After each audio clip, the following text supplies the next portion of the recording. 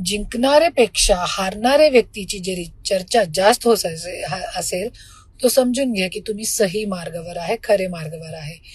आणि सुनेत्रा वहिनीला मी खूप खूप शुभेच्छा देते.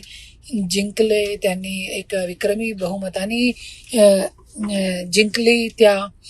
आणि मला अशी उमेद आहे की त्या चांगले महिलांसाठी काम करतील पुढे. आणि आज खूप काही मला कॉल आले, ताई तुम्ही खचून घेऊ नका स्वतःला. तर मी एक सांगू इच्छिते की मी खचून घेणार नाही, मी स्वतःच्या खच्चीकरण करून घेणार नाही.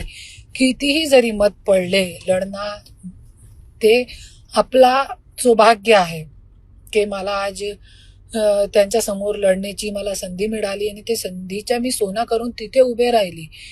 आणि मी असे घराण्याची आहे, मुंडे घराणा, जे संघर्षमध्ये नाव नोंद आहे. माझे सासरे मुंडे साहेबांनी पण खूप संघर्ष केला, माझे नवऱ्यानी पण खूप संघर्ष केला. तसंच संघर्ष करून आम्ही आलेलो आहोत.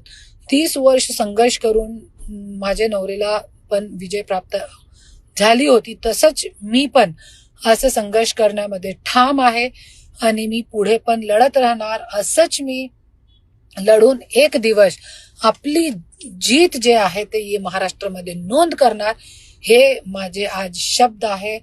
त्याच्यासाठी मी सगळ्यांचे खूप आभार आहे, ज्यांनी मतदान दिला, नाही दिला, आणि ज्यांनी मला आज खूप कॉल करून, मला मेसेज करून आज मला एक सहानुभूती दिली. सगळ्यांचा मी खूप खूप आभार मानते. जय हिंद, जय महाराष्ट्र, धन्यवाद.